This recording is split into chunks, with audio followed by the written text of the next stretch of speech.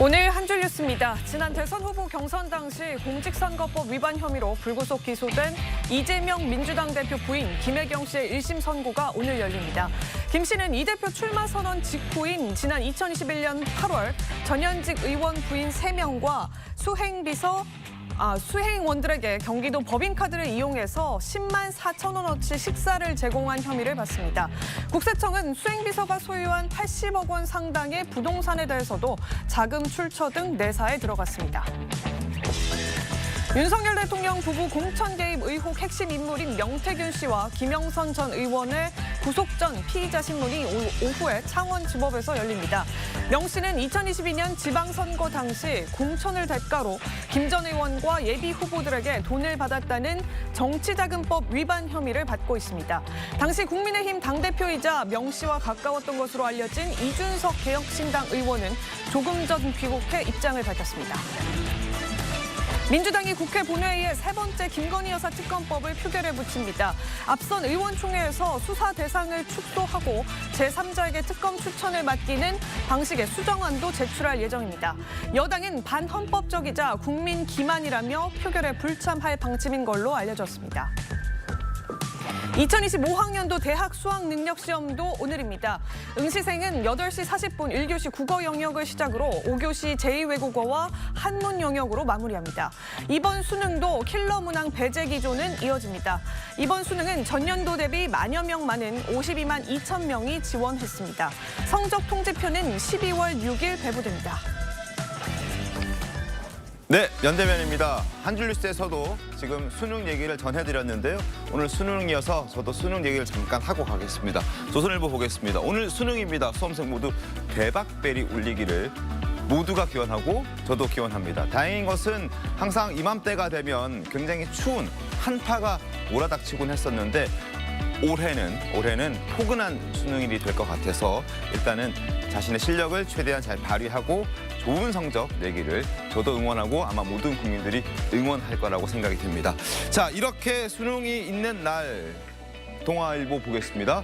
민주당은 여전히 장애 집회에 집중하고 있는 그런 상황입니다. 2,000명 비행기, 버스 비용도 지원해주겠다. 집회 총동원령을 내리고 있습니다.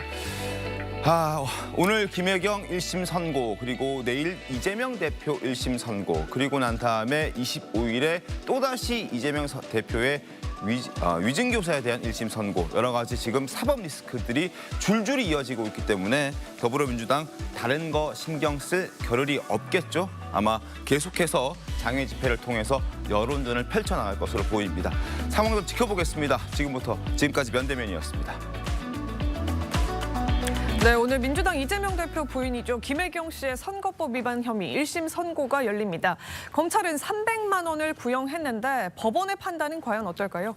자세히 지금부터 짚어드릴 텐데 관련한 내용부터 먼저 듣고 오겠습니다.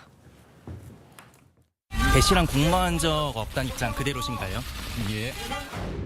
이 사건 공소 사실에 대해서는 아무런 증거가 없습니다. 네. 검사도 알고 재판장도 알고 그 제보자의 녹취록이나 다른 증언들에 의하면 반대 증거, 피고인이 몰랐었다는 얘기에 대한 증거만 넘쳐납니다.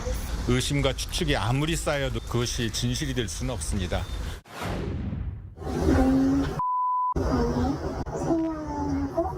플러스 수량 먹은 거 그리고 합쳐서 수량 미만으로 변호사가 카드 갖고 있어 용약권 그걸로 너 긁어서 금액만 나오면서 갖고 있는 카드를 한 명만 할 거야 사람일 거 그러니까 나머지는 네가 정해 너 본 거 절대 비밀이야.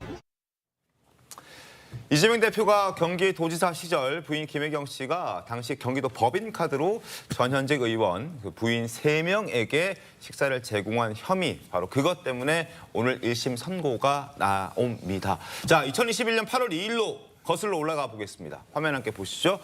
김혜경 씨와 전현직 의원 부인 총 4명이 한 중식당에서 식사를 합니다. 26,000원짜리 세트 메뉴로 4사람의 식사를 하고요. 그리고 함께 동행했던 수행원들, 운전기사, 그리고 제보자 조명환 씨, 그리고 수행원 이렇게 해서 모두 6명의 식사 비용을 경기도 법인카드로 계산을 하고 본인 것은 후원금 카드로 계산을 했다라는 논란 그리고 저 혐의 때문에 오늘 1심 선고가 나옵니다.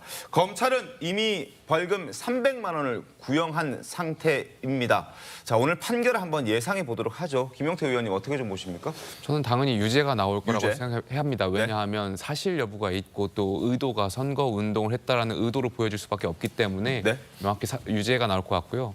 근데 선거 운동이 없을 때 일단 보통 정치권에서는 선수가 높거나 네. 아니면 이제 나이가 많으신 분들이 사는 게 좀 관례긴 해요. 근데 네. 저 장면은 사실 선거 운동이 있었던 장면인 거잖아요. 그렇죠. 그렇다면은 보통 공직선거운동법은 굉장히 까다롭게 적용되는데 당내 경선이다 보니까 아마 저기 참석자들이 좀 당내 경선까지 뭐 공직선거법을 적용하겠어라는 그런 식의 조금 좀 안일했다는 안일했던 거죠. 사고를 좀 했던 것 같고요.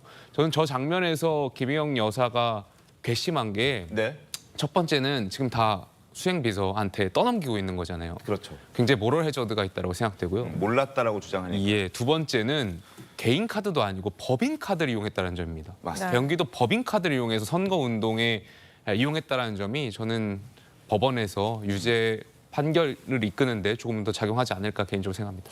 알겠습니다. 네, 뭐 이 법인카드 부분도 분명 이제 추후에 점점 짚어볼 텐데 이 민주당은 김혜경 씨가 몰랐다고 얘기를 한다 이렇게 주장하면서 이 선거법 위반에 해당하는 금액 자체, 그러니까 대접을 했다라는 10만 4천 원 금액 자체가 너무 적은 금액이다 이렇게 주장하면서 무죄를 얘기하고 있습니다. 이재명 대표 역시 대선이 끝난 이후에 이른바 7만 8천 원 사건이다 이렇게 명명했는데 이게 좀 액수가 다른 게요. 네. 그러니까 수행원의 밥값까지도 빼고. 후보자는 수행원의 밥을 살 수가 있지만 후보자의 배우자는 살수 수행원들에게 없다는 밥을 거죠. 살 수가 네. 없는데 공직선거법상 이 부분을 빼느냐 넣느냐 차이거든요. 근데 이재명 대표는 이 부분을 제외하고 액수를 더 줄여서 얘기하고 있다. 이 부분도 다시 한번 짚어드립니다. 이 당시 이 김혜경 씨 서가 모습 있는데요. 이재명 대표 발언까지 이어서 들어보겠습니다. 배모 사무관은 오랜 동안 인연을 맺어온 사람입니다. 공과 사의 구분을 분명히 해야 했는데 제가 많이 부족했습니다. 진심으로 사과드립니다. 부분에 책임이 있다면 책임을 질 것입니다. 집으로 배달된 음식들은 가족들이 먹는 건가요? 자기 밥값 자기가 냈는데 제3자들이 제3자의 밥값을 냈는지 알지도 못하는 제 아내는 7만 몇천 원 밥값 대신 냈다는 이상한 혐의로 재판에 끌려다니고 재판 오래 하면 그 사람 인생 망한다고 했던 대통령의 말도 기억이 납니다. 거듭 강조해 드리지만 금액이 중요한 사건이 아닙니다.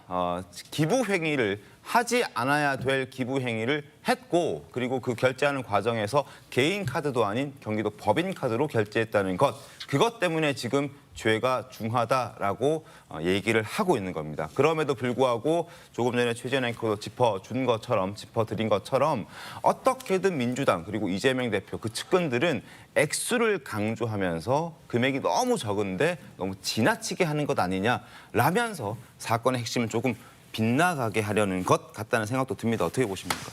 근데 액수도 중요한 거 아닌가요? 뭐 예를 들어서 10몇만 원어치 밥을 산 거하고 2만 원짜리 밥을 산 건 다르다고 생각되고요. 그 대상자가 국회의원 부인들이잖아요. 네. 그런 측면에서 뭐 이걸 매수할 목적이었다라고 뭐 검찰은 엄격하게 얘기하던데 이게 뭐 구의원 선거도 시의원 선거도 아니고 대통령의 부인이 엄청나게 많은 사람들을 만나는데 그럼 이제 자기 밥값 내고 남들이 누구 밥값을 내는 것까지도 다 봐야 되는 거잖아요. 네. 과거에 윤석열 대통령이 본인의 집으로 초대를 해서 밥을 많이 이렇게 직접 해줬다라고 했는데 이것도 실은 공직선거법 위반이에요. 그럼 집으로 초대해서 밥 해주는 건 공직선거법 위반이 아니고 이렇게 직원이 결제를 했을 때 착오를 일으킬 수도 있는 거 아니겠어요?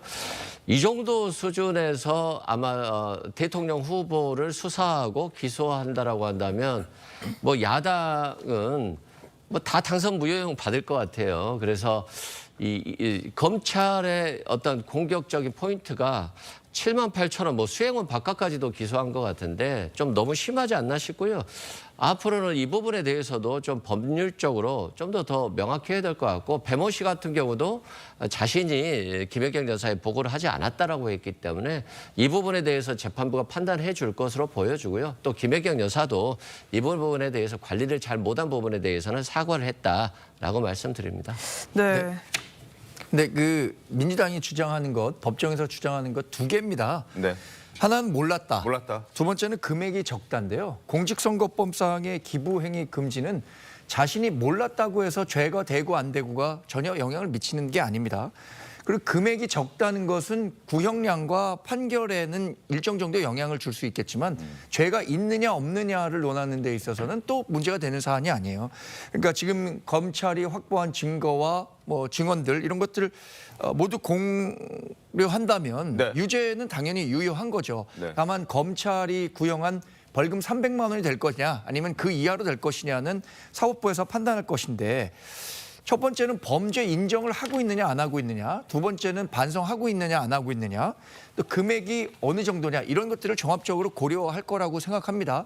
그렇다면 일반적으로 검찰 구형량보다는 판결량이 조금 적기 때문에 저는 뭐 300만 원이 다 나올 거라고 생각하지는 않습니다만 네. 유죄가 판결되는 데는 전혀 문제가 없는 사안이다 이렇게 생각하고 있습니다. 네, 어쨌든 아까 그 설명 드린 것처럼 민주당에서는 이제 김혜경 여사가 몰랐다라는 점, 그 점에 대해서 주목을 하고 있고 본인 밥값은 일단 후원금으로 결제했기 때문에 그 부분만 신경 쓰느라 다른 부분은 미처 알지 못했다 이렇게 주장을 하는 것 같아요. 김용태 의원님 이 부분에 대해서는 어떻게 생각하십니까? 글쎄요, 뭐 법원이 이제 판결을 할 텐데 조금 전에 정광재 대변인 잘 설명해 주셨던 것처럼 계속해서 그 여사에 대한, 그러니까 김혜경 여사가 이제 선거를 그 부인으로서 이제 활동하시는 거고 이 모임이 결과론적으로는 전현직 의원의 부인을 모셔가지고 어떻게든 당내 경선에 유리하게 하려고 했던 의도가 있었던 거 아닌가에 대한 생각이 있어요. 네. 공직선거법의 가장 중요한 것 중에 하나가 의도라고 생각하거든요. 네. 네. 그러니까 아무리 금액이 적더라도 어떤 뭐 본인의 밥값은 결제했다라고 하더라도 상대방의 의원, 전현직 의원의 부인들을 모셔가지고 이재명 대표의 대선 후보로의 가능성을 조금이라도 의도가 있었더라면 이건 아마 법원 판결에서 유죄가 나올 가능성이 높지 않을까 생각합니다. 알겠습니다. 자, 이재명 대표와 함께 또 가장 가까운 또 친명계 좌장이라고 불리는 정성호 의원도 액수의 방점을 꽝 찍고 있습니다. 자, 선거 기간 중이라고 하지만 대접할 게 10만 4천 원이다라는 부분을 강조하고 있는데 화면 잠깐 보겠습니다. 2021년 8월 대선 경선 당시 민주당 의원 배우자 등과 만난 자리에서 10만 4천 원 상당의 식사를 제공한 혐의다. 자라고 얘기를 하고 있고 식사비는 김 씨 지시 없이 내가 법인카드로 결제했다라고 배모 씨가 이야기를 하고 있습니다. 결국 김혜경 씨는 몰랐다라는 부분을 강조하기 위해서 배모 씨도 그리고 이재명 대표도 정성호 의원도 그리고 나머지 다른 민주당 측 인사들 역시 김혜경 씨가 몰랐다는 부분 그리고 액수가 적었다는 부분 강조하고 있지만 핵심은 그게 아니다는 것 제가 다시 한번 말씀을 드립니다. 그리고 김혜경 씨가 선거를 몇 번이나 치렀습니까? 이재명 대표가 성남시장 때부터 경기도지사 그리고 대통령 대선 경선 그리고 대통령 본선까지 숱한 선거를 곁에서 함께 치른 김혜경 씨입니다. 이런 기부 행위를 해서는 안 된다라는 걸 모를 수 있었을까요? 자, 설조 변호사님, 모를 수 있었을까요? 글쎄요, 모르지는 않았을 거라 저는 개인적으로 생각을 합니다. 왜 그러냐면 이게 안 되는 거예요. 그리고 이렇게 해서 또 안 된다는 것을 선거를 처음 들어간 사람들도 아마 알 겁니다. 우리가 소위 말하는 무슨 뭐 조합장 선거 같은 경우에 시골 같은 경우에 네. 많이 이루어지지 않습니까? 근데 정말 그래 의뢰껏 그냥 식사를 사는 경우들이 있어요. 네. 자기도 모르게. 네. 정말 자기는 아니면 자기랑 같이 수행하는 사람이 그냥 어디 단체에서 다 밥을 먹고 있는데 그냥 결제해주고 나오는 경우도 있거든요. 네. 근데 이걸 자기가 몰랐다고 할 수가 있을까요? 아마 그런데 이것을 해서는 안 된다는 걸 어느 후보자에게 다 물어보더라도 다 알 거라고 생각을 해요. 그러니까 저는 이 사건에서 저도 뭐 액수에 대해서 계속 문제를 삼는데 저는 그건 절대 중요한 문제가 아니라고 봅니다. 근데 그 지금 어쨌든 이 모임 자체가 배우자들의 모임이잖아요. 의원의 배우자의 모임이잖아요. 생각해보면 의원들 같은 경우, 국회의원들 같은 경우에는 각자 수행원이 있기 때문에 예를 들어 같이 식사를 하면 각자 수행원들이 자기 의원의 밥값은 객추를 해서 결제를 해줄 수 있는 어떻게 보면 시스템이 돼 있는데 배우자들은 따로 수행원들을 대동해서 식사 자리를 갖거나 하지 않기 때문에 그 객추를 할 거라고 예상해서 나는 내 것만 결제했고 다른 사람들은 각자 결제할 줄 알았다. 이렇게 생각한다는 게 어떻게 보면 좀 상식선에서 벗어난 일 아닌가 이런 생각도 들거든요. 그렇죠. 일반적으로 누군가는 낸다라고 생각을 하는데 뭐 국회의원의 부인 한 분은 본인이 냈다라고 주장을 했더라고요. 네. 증거는 안 나왔다고 합니다. 네. 그래서 이 부분이 참 어려운 건데 근데 이제 생각해 보면 대통령 후보라고 하는 것은 하루에도 수백 명, 수천 명을 만나잖아요. 아마 뭐 차에서 김밥을 먹는 경우도 많을 건데 대통령의 부인도 마찬가지거든요. 엄청나게 많은 만남을 갖는데 자신의 밥값 계산을 넘어서 남의 밥값 계산 왜 그것까지 생각하지 못했냐라고 할 수도 있지만 실제 현장에서는 뭐 정신이 없을 수 있어요. 그래서 배모 씨가 계산하는 걸 모를 수도 있었다. 충분히 그런 생각이 들고요. 법원에서 이제 어떻게 판단하느냐는 법원의 판단을 존중해야 되겠습니다만 이게 너무나도 이 정치적인 문제들을 법적으로만 다 풀려고 하니까 지금 이게 정치가 굉장히 어지러워진 부분이 있어요. 그래서 뭐 김혜경 여사가 더 철저하게 관리하지 못한 거 이 부분에 대해서는 충분히 사과를 했습니다만 앞으로 뭐 2만 원짜리 뭐 밥 먹는데 대통령 부인 따라다니면서 이거 계속 조사하면 되는 거 아니겠어요? 그만큼 우리가 어느 정도 선을 지켜야 되는데 좀 검찰이 이번 기소는 좀 너무 심하지 않았나 개인적으로 그렇게 생각하고 있습니다. 김 의원님, 정치적 영향을 조금 그러니까 정치의 오남용을 견제하기 위해서 법적 장치가 마련돼 있는 것 아닐까요? 뭔가 해석의 영역으로 조금 약간 혼돈될 수 있는 부분이 있다 이런 취지로 말씀 주셨는데 말씀하셨던 그러니까 위원장님 말씀하셨던 내용도 동의하는 측면이 있는데 네, 관용의 그런 영역? 식으로 예. 계속 넘어가기 시작하면 공직선거법의 존재 이유까지도 저희가 한번 살펴봐야 될 것 같아요. 그러니까 물론 이제 당연히 대통령 후보 배우자분이 어떤 정치 활동을 하면서 전현직 의원들의 부인들하고 식사할 수 있죠. 여기에 대해서 어떻게 근데 선거 기간인 거잖아요.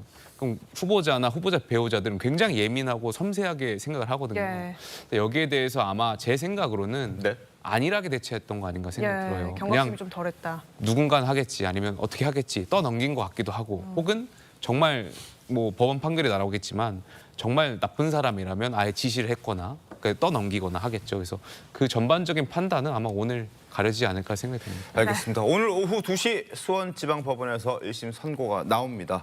자, 결재를 지시한 당사자 김혜경 씨, 바로 당사자는 김혜경 씨의 이제 사적 비서라고 불리는 배모 씨입니다. 같은 사건으로 이미 기소가 됐고 징역 10월에 집행유예 2년을 선고받고 형이 확정돼 있는 상태입니다. 김혜경 씨와 때려야 뗄 수 없는 관계인 배 씨가 또 다른 의혹에 휩싸였는데 바로 80억 원대 부동산을 보유하고 있다는 사실이 알려지면서 또 의혹을 사고 있는 상황입니다. 자, 국세청이 지금 출처를 의심하고 있는 그런 상황인데 국감 때도 관련된 지적들이 나왔습니다. 내용 먼저 확인해 보겠습니다. 이때 받은 돈 전부 다 합치면 세전에 3억 6,700만 원입니다. 이분이 가지고 있는 주택들입니다. 주택 또는 상가인데요. 수원 광교의 상가주택 시가가 35억 원으로 나와 있습니다. 그 다음 거는요. 잠실에 이분이 또 가지고 있는 아파트인데 현재 시가는 28억 5천만 원으로 나와 있습니다. 이분이 정릉의 아파트를 또 가지고 있는데 이 아파트는 8억 2,500. 그다음에 이분이 또 분당의 아파트를 하나 가지고 있는데 현재 시가가 7억 4,500입니다. 평생 수입이라는 게 4억도 안 되는데 그 매입을 어떻게 25억 이상을 할 수가 있고 이게 이제 늘어나서 거의 80억 가까이 된 재산을 보유하고 있는 것입니다. 누구라도 이런 사람이 있으면 국세청에서 자금 출조사 해야 되는 거 아닌가요? 과세 실익에 따라서 순차적으로 검증을 하게 된다고 보시면 됩니다. 그러면 뭐 이제 인지하셨으니까 검증을 하셔야 되고 인지하셨는데도 검증을 안 하시면 직무유기가 되겠죠. 자, 배 씨가 소유한 부동산 매입 시기를 저희가 시간대별로 한번 정리를 좀 해봤습니다. 화면 함께 보면서 설명드리겠습니다. 자, 2000년 서울 정릉동에 있는 A 아파트를 구입합니다. 그리고 2010년 서울 송파구의 B 아파트 살 때는 9억 원대였는데 지금 현재 박수영 의원에 따르면 29억 원 정도 된다고 하고 그리고 이재명 성남시장이 그 사이에 취임을 하고요. 그 9월에 배 씨는 성남시청의 계약직으로 특별 채용이 됩니다. 해외 홍보와 외교 행사 등등을 담당한 것으로 지금 전해지고 있습니다. 그리고 2013년에는 수원시에 있는 토지 거래를 한 이후에 토지를 매입하고 거기에 신축 건물을 짓습니다. 2015년 성남시 분당의 D 아파트 현재 시가 7억 4,500만 원이라고 박수영 의원이 밝혔던 그 D 아파트까지 모두 4채의 아파트를 갖고 있고 그리고 박수영 의원의 주장이긴 합니다만 평생 돈을 벌었던 게 4억 원 정도라고 하는데 80억 원대 재산을 과연 이게 가능한 것이냐라는 지적들이 이제 나오는 거거든요. 최전 앵커. 예, 맞습니다. 여기에다가 이제 배 씨가 성남시에 계약직 특별 채용으로 또 입사를 했고 네. 이후에 또 이재명 대표가 경기지사로 선출되니까 5급 3억 원으로까지 임명됐기 때문에 이 부동산 이 재산을 형성함에 있어서 혹여나 이제 자금 출처가 네. 이 월급으로만 충당할 수 없었던 것이 다른 루트로 다른 방식으로 자금이 좀 통용이 된 것 아니냐 지금 이런 의혹인데요. 정광재 의원님 네. 어떻게 보십니까? 이 정도 재테크 수법이면 제가 생각하기엔 이 부동산 투자와 관련해서 제일 유명한 사람이 고종환 박사잖아요. 예. 고종환 박사도 이만큼 수익을 내기가 어려웠을 것 같다는 생각이 듭니다. 이분이 말씀하신 것처럼 평생 수입을 받았다는 것이 4억 원이 채 안 되는데 부동산 지금 평가액이 80억입니다. 네. 그러면 이건 평가액은 올랐다고 해서 평가액 80억이라고 생각할 수 있지만 취득 가액 자체로만 보더라도 20억 원이 훨씬 넘는 돈이에요. 근데 그럼 합리적으로 생각한다면 이분이 어떻게 이 많은 돈을 마련할 수 있었을까? 일단 뭐 가족으로부터 받았느냐? 이 문제 한번 살펴봐야 될 것 같고요. 네. 또 하나는 우리가 의심의 눈초리를 보고 있는 것은 2010년 이후에 고가의 부동산을 구입한 것이 이재명 대표 또 김혜경 여사와 가까워진 이후에 구입한 부동산들이란 말이에요. 예. 그래서 이게 혹시 뭐 차명으로 관리되고 있었던 건 아니냐 이런 부분들에 대해서 의문을 가질 수 있는 거고요. 자금 출처와 관련해서 조사를 하다 보면 이 돈의 실제 주인이 누군지 알 수 있을 거라고 생각합니다. 최근에 화제가 되고 있는 명태균 씨가 돈의 흐름을 보면 사건은 명확하다 이렇게 얘기했잖아요. 네. 돈의 흐름을 잘 살펴볼 필요가 있는 사안이라고 생각합니다. 예. 예. 네. 근데 저는 이 부분에 대해서 너무 의심의 눈초리로만 보는 것도 조금 문제는 있다고 네, 봐요. 그러니까 어떤 이재명 대표와 관련이 있는 사람이기 때문에 네. 그런 것은 아닐까라고 하는데, 그러니까 이분이 원래는 이재명 대표의 변호사 시절에 같은 사무실에서 일을 했던 직원으로 알려져 있거든요. 네. 그러니까 뭐 공무원으로서 성남시청 공무원으로서 시작을 해서 번 돈은 아마 4억 원에 불과했다고 볼 수 있는지 모르겠는데 그 전에 또 직원으로서 번 돈도 아마 본인이 수입이 있을 거란 말이에요. 예. 근데 좀 이상한 부분은 있어요. 왜냐하면 저도 이 사건이 굉장히 불거진 지는 굉장히 오래됐어요. 네. 그래서 이제 특히나 송파구에 있는 비아파트를 매입을 할 때는 뭐 현금으로 모든 걸 다 지급을 대출 했다. 없이 샀다고 합니다. 네, 뭐 그런 내용도 있고. 그러면 보통은 현금을 그렇게 거액 몇 억 정도가 된다고 한다면 이 자금 출처를 물을 수밖에 없거든요. 그렇기 때문에 과연 이 부동산들을 전부 다 매입을 함에 있어서 본인의 어떤 재력으로 이걸 전부 다 한 것인지 네. 아니면 뭐 본인이 상속받아서 했다고 그렇죠. 얘기할 수도 예. 있으니까요. 모친과 공동 명의 자택도 있다고 그럼요. 하니까. 근데 예. 이제 어찌 됐든 간에 뭐 매입 가액이 20억 원이 넘고 또 현재 평가 금액이 너무 높은 점 등을 봐서는 본인의 수익과 맞지 않은 부분은 분명히 네. 있거든요. 그래서 이 부분에 대해서는 뭐 세금 부분도 납세를 정확하게 했는지 확인을 할 필요가 있고, 저는 국세청에서 한번 들여다보면 그렇게 어렵지 않게 밝혀낼 수 있지 않을까 싶습니다. 알겠습니다. 김용태 의원님 혹시 박수영 의원과 관련해서 얘기를 좀 나눠보신 게 있습니까? 아니면 아닙니다. 저는 뭐 여건에 대해서 박수영 의원님하고 의견을 나누진 않았습니다. 당 내에서의 어떤 배모 씨에 대한 지적에 대해서는 어떤 분입니까? 일견 좀 의심 갈 만한 부분이 있죠. 그러니까 물론 이제 방금 전에 설 변호사님 말씀하셨던 것처럼 네. 보통 상식적으로 생각하면 상속과 관련해서 자금을 마련했을 거라고 생각할 텐데 그마저도 한번 확인해 봐야 될 것 같고요. 근데 지금 의심 가는 부분은 이게 네. 결국에는 이재명 대표하고 김혜경 씨하고 연결지을 수밖에 없는 상황인 거잖아요.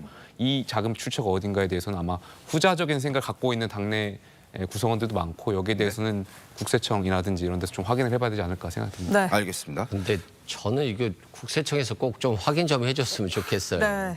여당 입장에서 보면 자꾸 뭐 이재명 대표 차명재산이라고 생각하고 추궁하는 것 같은데 이재명 대표가 성남시장 된 게 2010년 7월이에요. 네. 근데 2000년부터 이분이 정릉동 아파트를 갖고 있거든요. 이때 굉장히 아마 20대일 것 같은데 굉장히 어린 나이예요. 네. 아마 집이 좀 부유한 것 같은데 뭐 증여세를 잘 냈는지는 모르겠습니다. 그리고 두 번째 2010년에 서울 송파구 아파트를 매입을 해요. 예. 이때도 이재명 대표가 성남시장 안 됐을 때예요. 그러면 두 개의 아파트를 벌써 산 사람이라서 상당히 재력이 있어 보이고요. 그리고 2013년도에 수원시 건축을 하는데 성남시장 되고 나서 한 2년 정도 흐른 건데 네. 이때 뭐 2년 만에 이재명 대표가 엄청난 뇌물을 받아가지고 뭐 굳이 차명 보유했겠어요. 제가 현실적으로 불가능하다고 생각되고요. 다만 이렇게 배모 씨의 문제도 2000년, 2010년이면 이미 뭐 20년, 14년이 지난 것들인데 예. 어떤 개인적인 프라이버시도 있는 건데 10몇 년, 20몇 년 전 부동산까지도 다 캐서 세무조사하겠다. 이건 실은 세무조사 자체가 안 되는 거거든요. 10년이 넘으면. 그래서 좀 너무 박수영 의원이 정치적으로 좀 의도적으로 좀 공격을 한 게 아닌가 싶습니다. 근데 이제 이런 의혹이 나오게 된 배경이 일단 이 배모 씨가 경기도청에 있으면서 법인카드를 유용해서 김혜경 씨의 사적 뭐 음식을 사다 주고 소고기 초밥 사다 주고 등등을 이제 본인이 스스로 했다라고 설명을 하고 있잖아요. 그럼 이런 행동이 왜 나왔겠느냐를 이제 쫓아가다 보니까 이런 의구심이 나온 것 같아요. 잘못했고요. 유죄 판결 받았고 아마 그 횡령금액은 다 돌려준 걸로 알고 있어요. 배모 씨도 좀 많이 힘들었을 것 같긴 한데 자신의 행동에 대해서는 책임을 져야죠. 예. 그런 부분에 있어서. 그리고 또 그런 잘못된 행동을 했기 때문에 또 이렇게 언론에 회자되면서 개인의 재산 축적과 관련해서 얘기들도 많이 나오는 것 같은데 뭐 국세청에서 열심히 해서 좀 사실관계를 명확히 밝혔으면 좋겠습니다. 알겠습니다. 100번 양보해서 2000년과 2010년 그러니까 이재명 민주당 대표를 만나기 이전에 거래했던 부동산에 대해서는 뭐 의심의 여지가 없다고 생각할 수도 있습니다. 그러면 2013년과 15년에 구입한 부동산은 상당히 고가거든요. 네. 그리고 해당 지역 그러니까 뭐 성남과 가까운 지역이거나 경기도에 있는 지역이니까 네.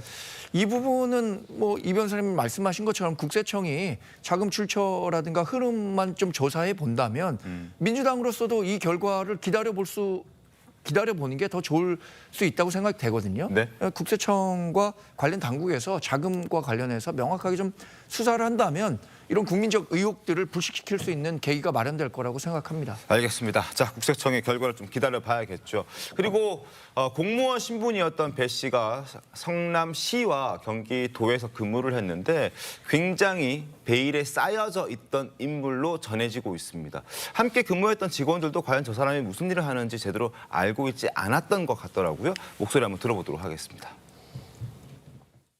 인사도 했죠. 시청 비서실에서 사모님 비서라고 소개도 받고 여기 특이하네 사모님한테 비서도 있네 뭐 그때부터만 인지하고 있었습니다. 사모님 비서라고. 이분 같은 경우는 그냥 베일에 쌓여 가려져서 의전팀 직원 자체도 모른다고 하니까 본 적이 없다고 하니까 적혀있어만 활동을 한 것 같아요. 사무실 자체도 안 하고 무슨 팀이면 이렇게 팀장부터 이렇게 사진이 다 나오는데 이분 자체는 없었다고 그래요. 문서상 대회비를 이제 어차피 채용을 한 거고. 예, 지금 이 배 씨 같은 경우에 경기도청의 5급 사무관으로 이제 공무원으로 정식으로 별정직이긴 하지만 근무를 하고 있는 분이었는데 김혜경 씨, 그러니까 지사의 부인을 수행하는 역할에 더 열심히였다. 지금 이런 증언들이 나오고 있는 건데 맞습니다. 가능한 겁니까, 설 변호사님? 이걸 뭐 모를 수가 있습니까? 그러니까 그 일각의 어떤 보도에 의하면 총무팀으로 배속이 돼 있었다고 해요. 근데 네. 총무팀 전체 직원 명단에는 또 없었다고 합니다. 네. 그러니까 이분의 어떤 그 정확한 어떤 본인의 어떤 뭐 소속된 팀이 어디였는지 이것도 정확하게 밝혀지지는 않고 있고요. 뭐 한간에 이분에 대해서 여러 가지 얘기가 있었습니다만은 그 제가 봤을 때도 어떤 이 배모 씨에 대한 재판에서 드러난 내용을 보면 사적으로 굉장히 김혜경 여사와 많은 소통을 하고 일을 많이 도와줬다고 판결문에 적시는 돼 있는 걸로 알고 있고요. 그리고 뭐 대부분 어차피 성남시에서부터 경기도지사까지 어떤 사모님 담당 수행비서다 네. 이렇게 보통은 알려져 있었거든요. 근데 모르겠습니다. 경기도에서 그 채용을 할 때도 공무원이지 않습니까? 공무원이면 나라 세금으로 급여를 주는 것인데 이 부분과 관련해서 좀 불투명한 부분이 있었던 점에 대해서는 조금 밝혀질 필요가 있다고 보고요. 뭐 지금 어떤 본인과 관련한 그 소송도 지금 형사소송도 진행이 되고 있기 때문에 이 부분과 대해서 밝혀질 것이라고 보이는데 저는 되게 좀 의아했던 부분은 뭐냐면 그 지난 대선 경선 때 보면 김경수 전 경남도지사의 장모상이 목포에서 있었어요. 네. 당시에 김혜경 여사가 조문을 갑니다. 네. 그때 같이 수행했던 사람이 배모 씨예요. 네. 그러니까 왜 이 경기도청 5급 공무원이 네. 당시 경기도지사 부인을 따라서 그것도 있는 지방에 있는 어떤 전문을 같이 가는데 수행을 하느냐 네. 이 부분과 관련해가지고 좀 드러나기 시작했었거든요. 그런 부분에서는 본인의 업무 영역과 그다음에 본인의 어떤 직분에 따라서 일을 한 것인가 이 부분에 대해서 의문을 제기할 수밖에 없지 않나 생각합니다. 그런 의문들은 계속해서 나오고 있습니다. 일단 5급 공무원 나랏돈 받고 일을 하는데 경기도를 위해서 일을 하지 않고 김혜경 씨의 사적 업무에 집중해서 일을 했다는 의혹. 지금 설주환 변호사도 말씀해 주셨지만 그런 내용들이 한두 가지가 아니기 때문에 주변 사람들의 목소리도 굉장히 많이 나오고 있습니다. 저희가 조금 더 들려드리겠습니다. 좀 키가 크고 건장한 여성이 눈에 띄니까 그 여성이 이제 우리가 행사를 하면 항상 사모님 곁에 있으니까 사모님 수행비서 아니냐 그랬더니 그건 아니라 하고 그 업무 분장을 내라 그랬더니 외국인 의전 홍보 이렇게 돼 있더라고. 그래서 외국인 의전 몇 번 했느냐 그랬더니 그럼 자료가 전혀 없다 그러고 그러면은 뭐예요 그게? 성남시에서 주된 어떤 역할을 했던 거가 결과적으로 보면 김혜경 여사의 뭐 가정부나 아니면 이런 역할들을 해왔던 것들이 시의원들이 시장을 이런 문제점을 지적했음에도 불구하고 그것이 성남시장 시절에 바로 시장이 안 되고 지속적으로 갔었던 부분이고. 자, 성남시와 경기도에 돈을 받으면서 김혜경 씨의 개인 비서 역할을 했던 배모 씨가 1심에서 그리고 더 이상 상고, 항고하지 않고 형을 확정받았던 그 법인카드 기부 행위에 대해서 오늘 김혜경 씨의 1심 선고 나옵니다. 김혜경 씨는 지금 과연 어떤 생각일지 그리고 오늘 1심 선고에서 어떤 결과가 나올지 유죄가 나온다면 벌금형 얼마 정도가 될지 이런 부분들 저희가 관심 있게 지켜보도록 하겠습니다. 그리고 김혜경 씨의 남편이자 더불어민주당의 당대표인 이재명 대표는 내일 오후 2시에 선거법 재판 1심 선고를 앞두고 있습니다. 여의도 정말 폭풍전야 같은 긴장감이 맴돌고 있는 그런 상황이라고 전해지고 있죠? 네, 맞습니다. 이재명 대표 혐의 크게 두 가지인데요. 대선 후보 시절에 방송에 나가서 성남시장 재직 시절에 하위 직원이라서 김문기 씨를 몰랐다 이런 발언과 국정감사장에서 백현동 부지 용도 변경에 대해서 국토부가 이를 협박했다 이렇게 말한 발언들이 모두 허위사실 유포라는 건데 맞습니다. 1심 선고의 핵심 쟁점이 이재명 대표 주장과 또 반박까지 일단 이어 들어보겠습니다.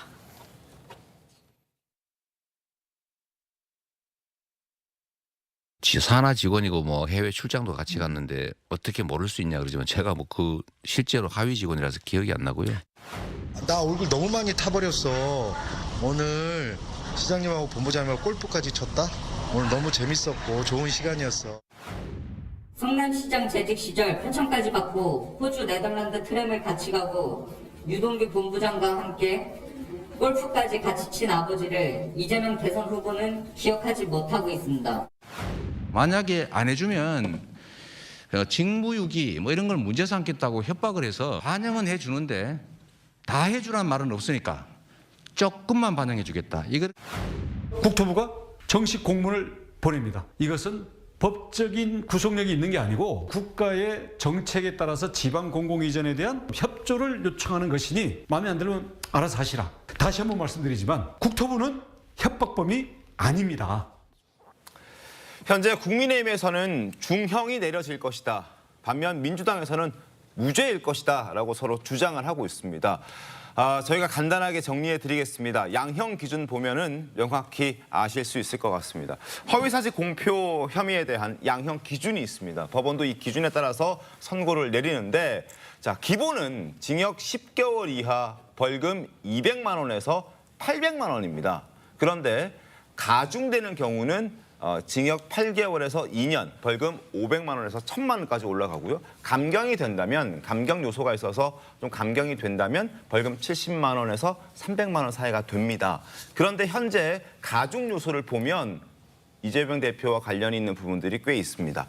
상대방이 다수이거나 전파성이 높을 때 이재명 대표는 방송에 나와서 얘기했습니다. 김문기 씨 모른다. 그리고 국정감사장에서 지금 국토부로부터 박근혜 국토부로부터 협박받았다라고 얘기를 했고 그건 불특정 다수를 대상으로 전파성이 굉장히 높은 매체를 통해서 이야기한 부분입니다. 그래서 여기에 해당될 여지가 좀 있어 보입니다. 그리고 범행 수법이 매우 불량할 때 허위 사실이 후보자 평가에서 매우 중요한 판단 사항이 될 때 대선을 앞두고 있었습니다. 굉장히 중요한 판단 사항이 될 수 있다고 볼 수 있는 여지가 있습니다. 그리고 동종 전과가 있을 때라는 부분이죠. 그래서 지금 양형 기준을 보면 조금 가중될 수도 있겠다라는 생각을 하실 수도 있을 것 같다는 생각 드는데 김용태 의원님 어떻습니까? 어떻게 좀 보셨습니까? 저는 양형 기준에 따라서 법원이 판단하지 않을까 생각들고요. 지금 앵커께서도 잘 설명해 주지만 가중 요소라는 것이 있잖아요. 말씀하셨던 것처럼 언론을 통해서 인터뷰를 했었고 또 국정감사장에서 전파성이 높은 자리에서 허위 사실을 말씀하신 걸로 제가 봤을 땐 보여지기 때문에 가중돼서 저는 처벌될 거라고 생각이 됩니다. 다만 이제 법리적인 해석하고 다르게 정치적으로 봤을 때 저는 이재명 대표가 과연 지도자로서의 자격이 있나에 대한 의문이 있어요. 그러니까 물론 뭐 이재명 대표의 100번 양보해서 정말 골프 한 번 쳤어도 모를 수도 있다고 칩시다. 근데 그럼에도 불구하고 그 본인의 직원, 어떻게 보면 하위 직원이셨잖아요. 맞습니다. 그분이 또 좋지 않은 선택을 했었고 또 이재명 대표의 주변에서 얼마나 기괴한 일들이 일어나고 있습니까? 그렇다면 끝까지 몰랐었다라고 해야 되는지도 저는 사실 좀 의문이에요. 그러니까 과연 지도자로서의 저런 분이 야당의 대표, 물론 이제 야당의 뭐 당원분들이 선택을 했으니까 거기에 대한 존중은 필요하겠지만 국민들의 시각에서 봤을 때는 글쎄요, 지금 물론 이제 본인께서는 이재명 대표께서는 법리적인 어떤 본인의 법적 무죄를 위한 주장을 하실 수 있는 측면에서 볼 수는 있겠지만 지도자로서 정치적인 측면에서 봤을 땐 굉장히 저는 뭐 점수를 줄 수 없다 이렇게 생각합니다. 네, 알겠습니다. 이 과거 판례를 보면 전파성이 강한 방송에서 거짓말을 하게 될 경우 엄정하게 더 처벌을 했는데 지난 2022년도 대선에 출마했던 바로 이 사람도 토론회에서 허위 발언으로 엄중 처벌을 받은 바가 있습니다. 삼성 이병철 회장님을 만나서 그분의 아들로 지내게 되었습니다. 그러다 보니 이병철 회장님 소개로 박정희 대통령을 만나 비밀 보좌역이 되어 박 대통령에게 우리나라를 살 수 있는 여러 아이디어를 제공했습니다. 자, 저 얘기했다가 징역 2년의 집행유예 3년형을 받았습니다. 자, 어떻습니까? 비슷하 보입니까? 정광재 대변인님 어떻습니까? 전파성이 높은 공간에 나와서 이야기를 했다는 건 같지만 내용을 조금 들여다보면 인식을 달리한 부분은 있을 겁니다. 그런데 이번 판결에서 가장 중요한 것은요. 이재명 대표가 이런 허위 발언을 통해서 지난 대선에서 비록 패배하긴 했지만 0.73%포인트라는 아주 근소한 차이로 졌다는 겁니다. 그러니까 선거 결과가 완전히 바뀌었을 수도 있는 정도의 허위 발언이었다는 거죠. 이 이재명 대표가 왜 이런 거짓말을 했습니까? 결국에는 김문기 씨를 자신이 안다고 했을 경우에 자신이 대장동과 관련한 어떤 비리에 연루될 것으로 국민들이 인식할 수 있다라는 생각을 했기 때문에 거짓말을 한 것이고 백현동과 관련해서도 국토부에 협박이 있었다고 하는 것은 이것을 자신이 용적률을 이렇게 올려줄 수밖에 없었던 이유가 외부에 있었다라고 해서 백현동 게이트와 관련해서도 자신의 책임을 부인하기 위해서 했던 거거든요. 결국에는 이 두 가지 사안이 국민 민심이 좋지 않고 이 사안과 나는 관련이 없다는 점을 강조한 허위 발언이었기 때문에 문제가 되고 있는 것이고 마지막으로 그 백현동 국토부가 협박했다는 내용을 보면 나중에 25일에 1심 결과가 있는 것도 마찬가지지만 위증을 한 사람은 있는데 위증 교사를 한 사람은 없다. 그리고 협박을 한 사람은 없는데 협박을 받은 사람은 있다. 이런 식의 논리로는 사법부를 설득시키기가 어려울 거라는 확신을 갖고 있습니다. 알겠습니다. 자, 선거법상 허위사실 공표 혐의와 관련해서 저희가 그래픽을 좀 준비한 게 있습니다. 잠깐 보면서 설명을 좀 드리겠습니다. 아까 영상도 저희가 보여드렸는데 방송연설에서 나는 이병철 삼성그룹 회장의 양자다라고 주장했던 전 대선 후보 허경영 씨는 징역 2년에 집행유예 3년형을 확정받았고 이건 이제 가중 요소가 적용된 경우입니다. 감경 요소가 적용된 경우도 있긴 한데요. 바로 추미애 전 법무부 장관의 경우입니다. 기자간담회에서 법원 행정처장에게 광진구 법조단지 존치 약속을 받았다라고 허위 주장을 했습니다만 그럼에도 불구하고 벌금 80만 원을 확정받았습니다. 허위성 인식했지만 선거에 영향이 미미했다라는 이유로 80만 원 형을 받았고 의원직을 유지했었습니다. 뭐 민주당에서는 이제 추미애 전 법무부 장관의 경우를 좀 예로 들고 싶어 하실 것도 같다는 생각이 듭니다. 어떻습니까? 저는 뭐 추미애 의원의 애도 맞지 않다라고 생각을 해요. 왜냐하면 법조단지를 법원행정처장이 존치해주기로 했다. 이건 사실의 문제잖아요. 네. 법원행정처장이 이런 말을 했냐 안 했냐에 따라서 달라지는 문제이고 또 허경영 씨가 이병철 씨의 양아들이었다. 이건 사실관계잖아요. 양아들인지 아닌지는 확인이 되는 거니까. 근데 김문기 씨를 그 당시에 기억이 없다. 뭐 몰랐다라고 하는 것은 기억의 문제거든요. 허위 사실 공표죄지 허위 기억 공표죄가 아니기 때문에 뭐 다소 뭐 왜 그걸 기억을 못했냐, 같이 골프를 쳤는데 기억 못했냐 뭐 비판할 수 있다라고 봐요. 그런데 기억의 문제를 가지고 처벌한다라고 한다면 앞으로 검찰이 뭐 국회의원들 후보들 뭐 모두 다 구속시키고 당선 무효 만들 수 있지 않겠어요? 근데 그거는 기억의 문제라고 논란의 여진이 있지만 국토부의 공문을 통해서 서류가 있는 그 협박과 관련해서는 이건 기억의 문제는 아니지 않습니까? 그래, 일단은 김문기 씨 문제는 기억의 문제라고 저는 생각을 하고요. 그렇기 때문에 뭐 김문기 씨 몰랐다는 것이 허위 사실이 돼서 뭐 중요한 판단 요소가 돼서 김문기 씨를 알았다라고 하면 유권자가 어떻게 뽑고 몰랐다라고 하면 이렇게 뽑고 이렇게 쓰지는 않았을 것 같고요. 또 이제 백현동 관련해서 국토부에 뭐 협박이 있었다. 뭐 이런 것들이 표현이 다소 과할 수는 있었다고 봅니다. 예를 들어서 이재명 대표가 국토부에 굉장히 압박을 받았다. 계속해서 공문도 오고 VIP에서도 왔기 때문에 압박을 받았다라고 하면 허위 사실이 안 되는데 다소 과장된 협박을 받았다라고 한다고 해서 유죄가 된다라고 한다면 정치인이라는 건 약간 과장되게 좀 표현을 하는 거잖아요. 특히 대선 과정에 있어서는 굉장히 상대를 공격적으로 몰아가고 있기 때문에 이것 가지고 저는 유죄 판결을 하기는 법원에서 상당히 어려울 것이다. 저는 그렇게 생각합니다. 이 당시에 이 추미애 의원이 했던 이 법원 행정처장으로부터 약속을 받았다라는 거는 약속받은 사실은 없다라는 게 허위인 거고 다만 그렇죠. 이제 법조단체를 존치시키겠다라는 얘기는 한 게 맞다 이런 말씀이신가요? 그렇죠. 그러니까 법원 행정처장이 아마도 뭐 저도 잘은 모르겠습니다만 법원 행정처장이 법조단지를 과거 동부지방법원이에요. 존치하겠다는 약속을 한 적이 없는데 아마 추미애 의원이 건의를 한 걸 아마 약속을 했다 이런 표현을 썼기 때문에 법원 행정처장의 진술이 있었겠죠. 약속한 적이 없다라고. 그래서 아마 허위사실 공표가 되지 않았나 싶은데 이게 뭐 중대한 영향을 미치는 선거에 영향을 미치는 것은 아니었기 때문에 아마 벌금 80만 원이 선고된 사건 같습니다.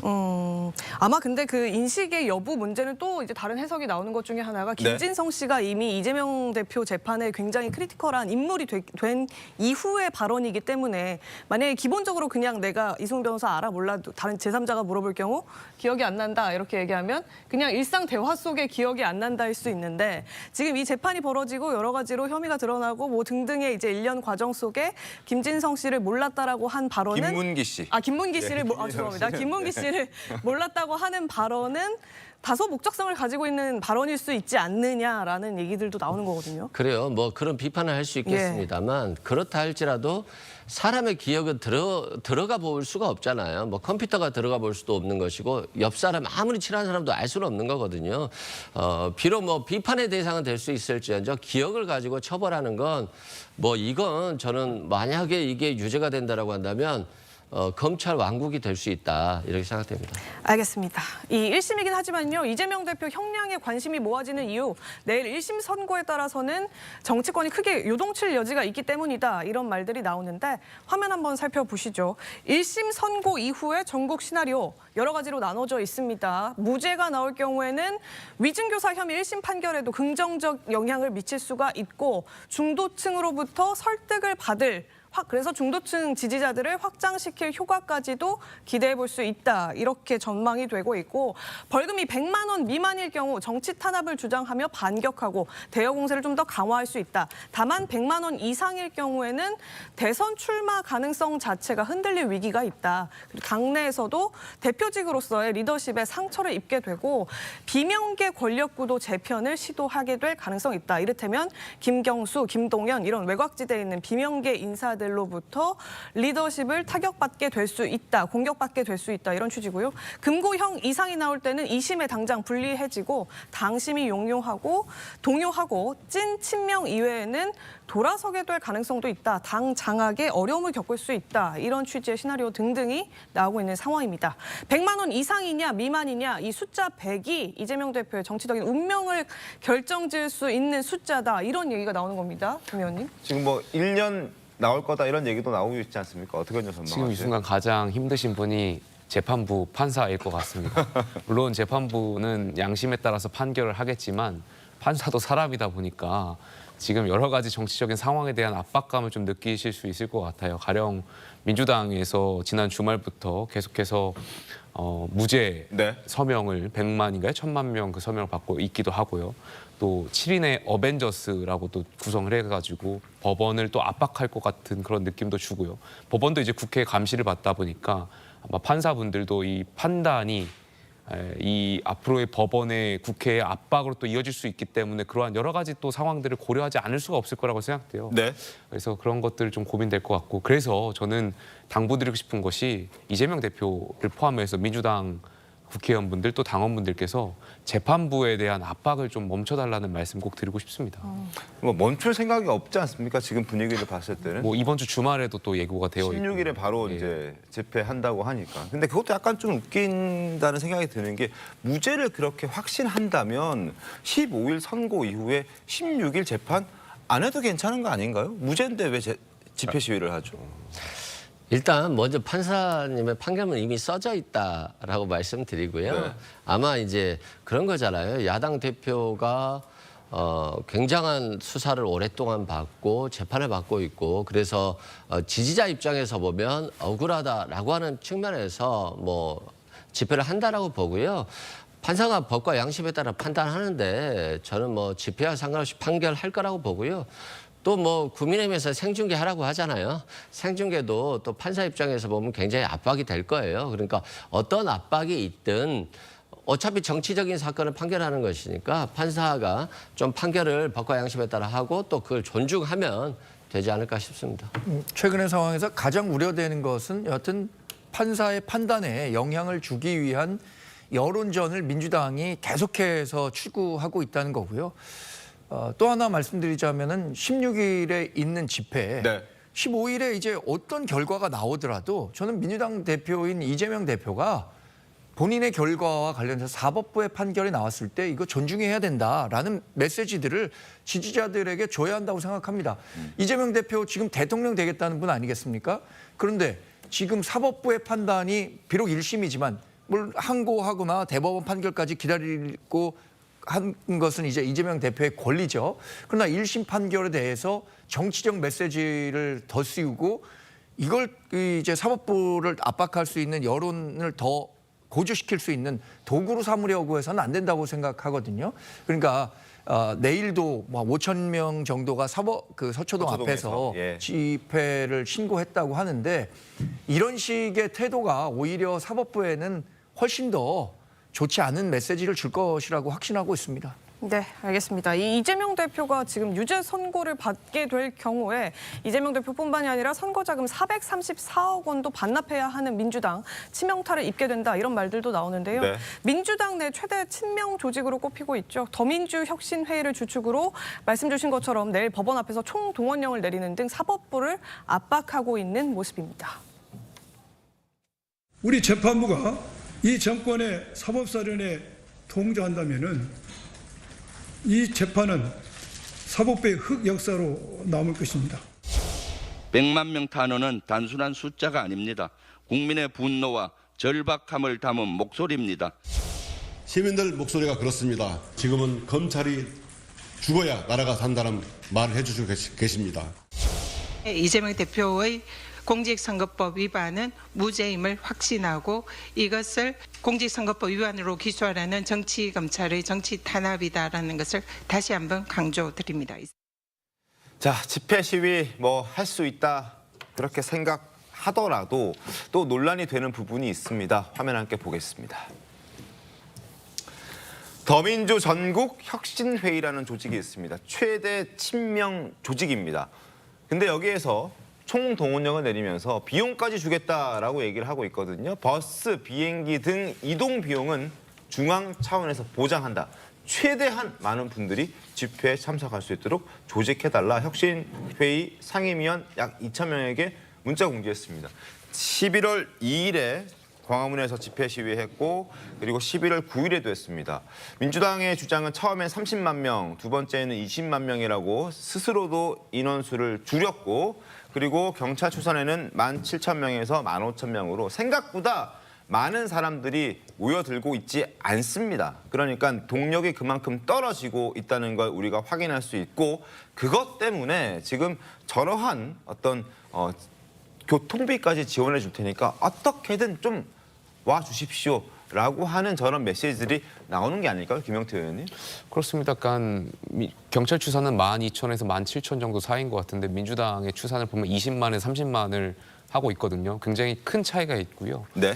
그리고 제가 그 국회 본청이라든지 이제 의원회관에서 민주당 의원들 오가면 만났을 때마다 이제 민주당 의원님들이 저한테 우리도 추워가지고 좀 나가기 싫다 뭐 이렇게 말씀하시는 분들도 있어요. 그러니까 그만큼 민주당의 이제 당원이라든지 지지층들의 결집하는데 여러 가지 좀 어려움을 겪고 있는 것 같고요. 더 나아가서 민주당이 이 재판부를 압박하는 것이 이 여론전뿐만이 아닙니다. 네. 제가 이제 뒤에서도 이제 말씀드리겠지만 예결위가 지금 진행 중인데요. 네. 민주당이 검찰의 특활비, 특경비를 모두 다 삭감하고 있어요. 굉장히 많은 압박을 주고 있고요. 특히 서울중앙지검이라든지 네. 뭐 성남지청, 그다음에 네. 수원지검, 전주지검. 앞에 세 개는 이재명 대표와 수사와 관련된 지검들이고요. 뒤에는 이제 문재인 전 대통령과 관련된 수사하는 지검인데 여기에 대한 4개 집중적으로 이 특활비 활동 내역을 요구하고 있거든요. 제대로 내지 못하면 여기에 대해서 또 삭감하고 있는데 그러니까 특활비라는 것, 특경비라는 것은 굉장히 기밀성을 요구하는 것이고 여기에 대해서 여러 가지 정부 측과 또 과거에서부터 문재인 정부부터 쭉 편성돼 왔던 선례가 있는 것인데 민주당 계속해서 이재명 대표의 수사에 분풀이 하듯이 검찰과 경찰 향해서 압박하고 있는 게 여론전뿐만이 아니라 국회 상황도 지금 그렇다는 말씀 꼭 드리고 싶습니다. 알겠습니다. 네, 말씀드렸던 것처럼 이 교통비까지 지원할 테니 서초동으로 모이라 이런 문자 공지에 국민의힘에서는 돈의 출처를 밝혀야 한다 이러면서 불법 소지에 대해서까지 주장을 하고 나섰는데요. 신지호 국민의힘 전략기획본부장 이야기 들어보겠습니다. 무슨 돈이 있죠? 그 당비도 아닐 텐데요. 예. 더민주 혁신회의가 무슨 돈이 있어가지고 비행기 값까지 다 대주면서 5,000명을 끌어모으겠다고 하죠. 굉장히 많은 사람들이 비행기를 타고 상경하게 될 경우에는 그 뭐 수억 원대의 돈이 집행이 될 것 같은데 그 네. 돈의 출처를 좀 알고 싶습니다. 설주환 변호사님, 네. 국민의힘에서는 지금 일단 의원들이 결국 이제 저 더민주 혁신위에서 이제 의원들이 그래도 돈을 좀 더 많이 이제 찬조금으로 내는 것 같긴 하던데 사실상 민주당 의원들이 정치 집회를 위해서 중앙에서 돈을 드릴 테니 와달라라고 얘기하는 것 이 자체가 문제가 있다는 지적들이 꽤나 많습니다. 뭐 보기에 따라서는 전 정치자금법 위반 소지도 분명히 있어 보입니다. 왜냐하면 이 집회 자체가 정치적인 목적을 이유로 한 것이라고 한다면 네. 현직 의원들 또는 어떤 그 당내의 당원들이 어떤 낸 돈으로 이게 당비는 아닙니다. 이것은 그 더민주혁신회의라는 차원 모임 차원에서 각자 회비를 낸 것이긴 예. 합니다만은 이러한 돈을 예를 들어서 정치 집회에 사용한다. 그것도 예. 현직 의원이 포함되어 있는 그 단체란 말이에요. 그렇다고 한다면 정치자금법 위반 소지도 들여다볼 수는 있을 것 같습니다만은 뭐 얼마만큼의 효과를 얻을지는 모르겠습니다. 그리고 만약에 이런 당비가 아닌 당내 어떤 모임 조직에서 어떤 정치 집회를 하면서 비용을 댄다. 예. 근데 그 비용에 대해서 투명성을 밝히고 있지 않다고 한다면 그러면 그 정치 집회 유력한 정치 조직이잖아요. 네. 어떤 당 내에서. 그러면 거기에 누군가 돈을 댄다거나 스폰서 개념으로. 예. 그렇다고 한다면 그거에 대해서 정확하게 밝혀야 되지 않겠습니까? 그냥 단지 우리는 그냥 당 내에 있는 당과는 별도의 조직이다라는 이유만으로 어떤 그 금전 어떤 자금 운영의 투명성이 보장이 안 된다고 한다면 예. 그걸 이 정치자금법을 벗어나서 할 수가 있거든요. 그래서 그런 부분 등은 조금 논란이 될 거라 본인들도 분명히 알고 있을 것이고 아마 나중에 문제가 되면 아마 소지가 있지 않을까 싶습니다. 일단 그 혁신회의 설명도 좀 전해드릴게요. 이 혁신회의 측에서는 상임위원들이 50만 원씩 내는 연회비다. 그러면서 2,000명에 달하는 상임위원들이 다 내는 돈이고 이 연회비를 그러니까 걷어서 회원들에게 회원들의 활동에 일종의 지원을 하는 것이고 그 내역에 대해서도 투명하게 밝히겠다 이런 주장을 하고 있습니다. 그리고 사용하는 곳도 특히나 이제 뭐 제주도에서 서울 집회를 하러 올라오는 경우 특히 이제 제주도에서 올 때는 경비가 더 많이 들기 때문에 비행기 값 등등을 지원하기 위한 특수적 목적이다 뭐 이런 취지로 해명을 하고 있는 것 같긴 합니다. 저도 이제 더민주 혁신회의 상임위원인데요. 아 그러시군요. 연회비 내셨군요. 예, 연회비 50만 원 냈습니다. 50만 원. 네. 더 내진 않으세요? 아니 안 내면 상임위원이 될 수가 없어요. 예. 그럼 이렇게 돈 지급하는 거에 대해서 찬성하십니까? 상임위원으로서? 아니 당연히 이재명 대표를 지지하는 분들이 모여서 이재명 대표를 응원하고 또 이런 조직들이기 때문에 그건 당연한 거고요. 아마 윤석열 대통령도 많이 있을 것이고 한동훈 대표도 많이 있을 거예요. 그런데 이제 이제 이재명 대표에 대한 선고가 있는 상황에서 응원하러 가자고 모인 거고 자신이 낸 돈으로 회의에 참석해서 밥을 먹고 예. 뭐 이런 더민주 혁신의 공식 행사가 있을 때 교통비를 지원하는 것 자체는 뭐 전혀 법률적인 문제가 없고요. 뭐 이 비행기 표가 있어서 사람들이 좀 당황하는 것 같은데 네. 비행기 값 달라고 누가 얘기하겠습니까? 전혀 그렇지는 않고요. 이제 단체가 모였을 때 버스를 동원하느냐의 문제인 것인데 아마 이것도 버스가 동원이 안 되고 있고요. 아마 개별적으로 적극적으로 참여할 것으로 보여집니다. 근데 그런 이제 지출 사항들은 회의를 통해서 결정하는 건가요? 모임에서 다 집행부에서 결정을 하고 그건 다 공개를 하고요. 매년 결산을 하는데 네. 회의 때 돈 사용 내역을 전액 다 공개를 해요. 네. 그리고 자신들이 낸 돈으로 자신이 쓰는 거기 때문에 뭐 국회의원들이 내주는 게 아니거든요. 네. 그래서 이건 정치자금법 위반과는 상관이 없다라고 말씀드립니다. 국회의원들도 50만 원인가요? 아마 그런 거 저는 뭐 국회의원이 아니어서 모르겠는데 누구는 이제 똑같이 100만 원 낸다고 50만 또 상임위원이면 50만 원 내는 겁니다. 예. 그런데 그 교통비를 지급해주겠다고 해야 사람들이 모이는 이 현실, 이 지금의 현실이 민주당의 자화상입니다. 굉장히 불쌍한 자화상이에요. 왜냐하면 정치적 명분이 있고 정말로 여기에 자발적으로 참여하려고 하는 사람이 차고 넘친다면 교통비 지원한다고 하겠습니까? 안 했을 수도 있죠. 교통비 네. 지원한다고 해야 올까 말까 한 상황이 민주당이 추구하는 지금의 서초동 집회고 11월 16일 날 예정된 거리 집회입니다. 원래 집회라는 것은 자신의 정치적 의사를 자발적으로 표출하기 위해서 모이는 것이지 누가 교통비 준다고 가고 그런 게 아니잖아요. 쌍팔년도 자유당 집회입니까? 이런 식으로 그 대처를 하려고 하니까 집회의 순수성 이런 거 다 훼손되는 겁니까? 네. 훼손되는 겁니다. 이 부분에 대해서 민주당 스스로 이렇게 하는 것이 더 많은 사람을 모으는데 도움이 되는 것인가? 전략적으로 좀 판단할 필요가 있다고 생각합니다. 알겠습니다. 네. 자, 더민주 혁신회의의 어떤 집회 내용에 대해서 저희가 좀 살펴봤습니다. 그리고 그 다음 날이 바로 이제 수능 다음 날. 오늘이 수능일이잖아요. 수능 다음 날이 이제 서초동 집회고 그 다음 날 이제 논술 시험이 있는 날이 또 16일 이재명 대표 선거 이후에 또 다른 주말 집회, 3주 연속 계속되는 주말 집회입니다. 그래서 지금 국민의힘 한동훈 대표는 이러한 집회 시위를 하게 되면 수험생들에게 피해를 줄 수 있으니 하지 않았으면 좋겠다는 목소리를 내고 있습니다. 그 목소리 들어보시죠. 민주당이 판사 겁박 무력 시위 이게 아니라고 하던데 이게 맞죠? 이게 왜 아닙니까? 날짜 맞추는 거고 이게 아니면 왜 이런 시위를 지금 하는 겁니까? 교통 혼잡과 소음으로 인한 피해 우려됩니다. 우리의 수험생들, 학부모님들, 선생님들 모두 짜증스럽고 싫을 겁니다. 예, 반면 민주당 이재명 대표는 주말 장외 집회를 앞두고 경찰을 향해서 압박 공세에 나섰는데요. 이 카드를 꺼냈습니다. 지금 경찰의 행태를 보면 권력을 호위하느라 해서는 안 될 일들을 너무 많이 벌입니다. 이번 예산 심사 과정에서도 이런 점들을 명확하게 반영을 해야 될 겁니다. 민중의 지팡이라고 했더니 권력의 몽둥이가 돼가지고 민중을 향해 휘두르는 이런 행태는 반드시 뜯어 고치도록 하겠습니다.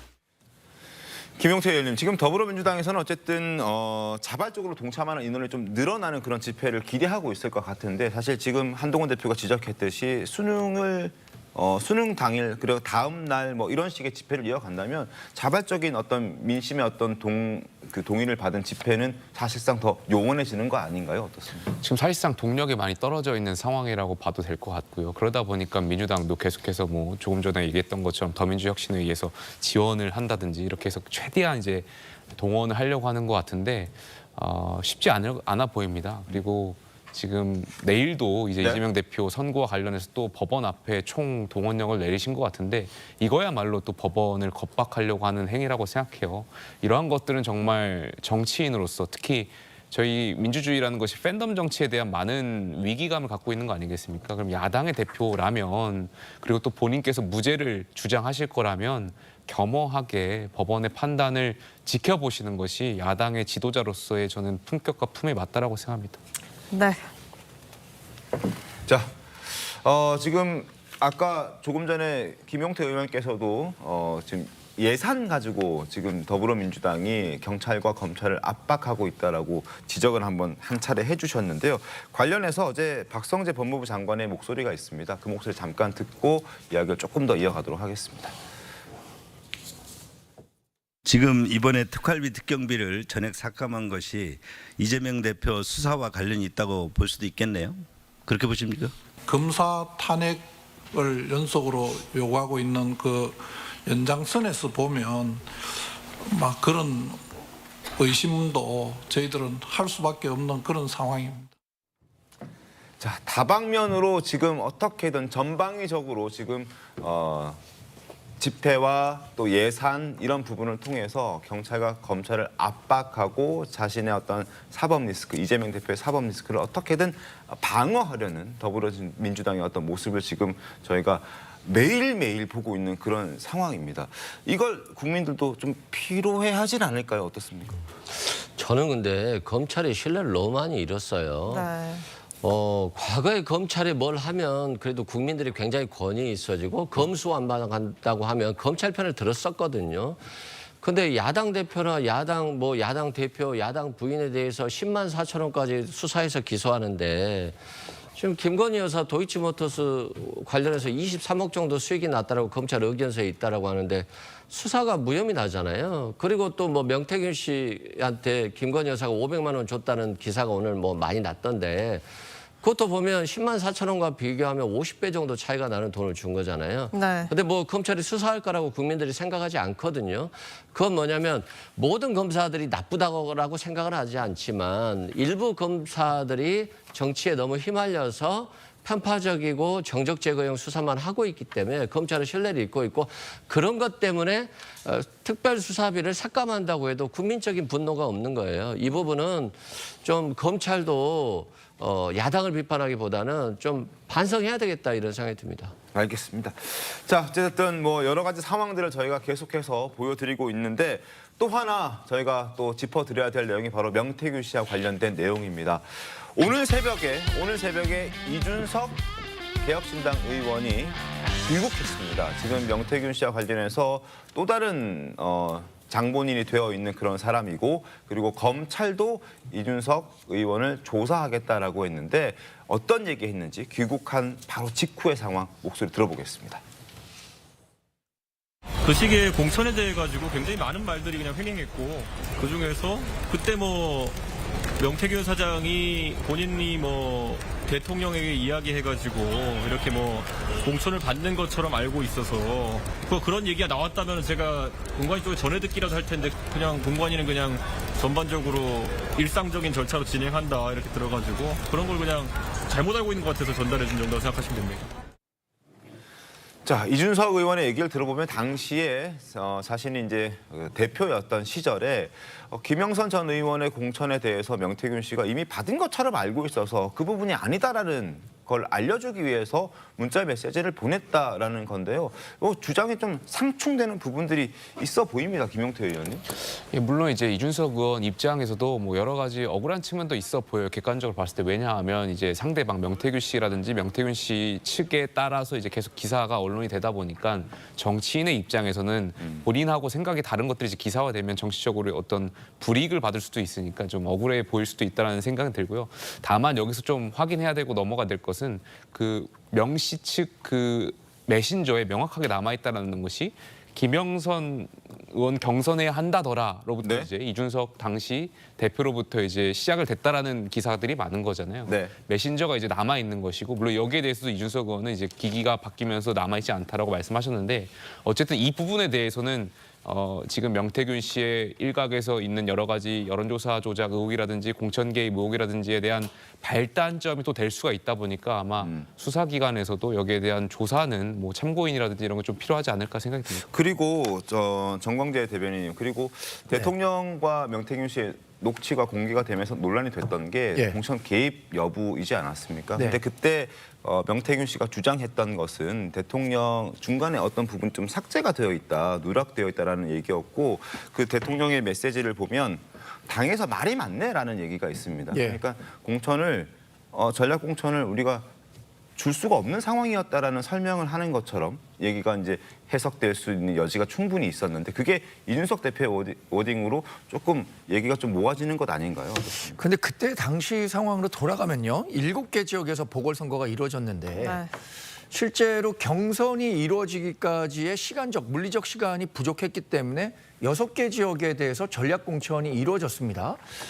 그 부분에 대해서 지금의 시각으로 뭐 지난 4.10 총선에 있었던 그때 당시의 전략공천의 개념으로 접근하면 완전히 본질이 달라질 거기 때문에 당시 상황과 관련해서는 이준석 대표나 명태균 씨나 윤석열 대통령이나 큰 궤는 같다고 봅니다.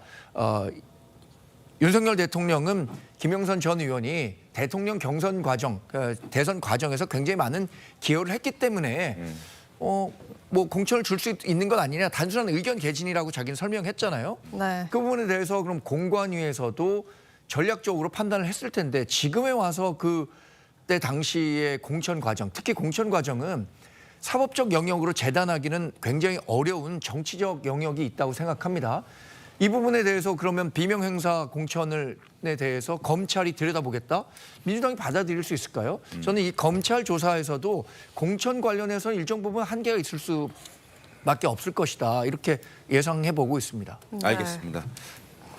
네, 오늘 그 이준석 대표가 방금 보셨던 그 모습이 6시 50분쯤, 새벽 맞습니다. 6시 50분쯤 공항에서 귀국하는 모습인데요. 기자들이 그 자리에서 관련한 이제 질문들을 하고 그에 대한 답을 내놓은 겁니다. 저 기자회견이 저렇게 지금 의자에 앉아서 편안하게 이제 일일이 다 답을 했는데 저 기자회견 작정하고 온 것 같죠? 예, 마음의 준비는 하고 온 것 같더라고요. 7시 반쯤에 제 방송 들어오기 전에 저도 이준석 대표랑 통화 한번 해봤는데 이준석 대표 설명은 그렇습니다. 이 지금 시점이 논란이 되는 것이 5월 9일과 10일 사이에 어떤 통화가 있었느냐 그리고 또 대통령이나 윤상현 당시 공관위원장으로부터 어떤 얘기를 들었느냐잖아요. 근데 본인은 그 당시에는 명태균 씨와 통화한 내용은 없다.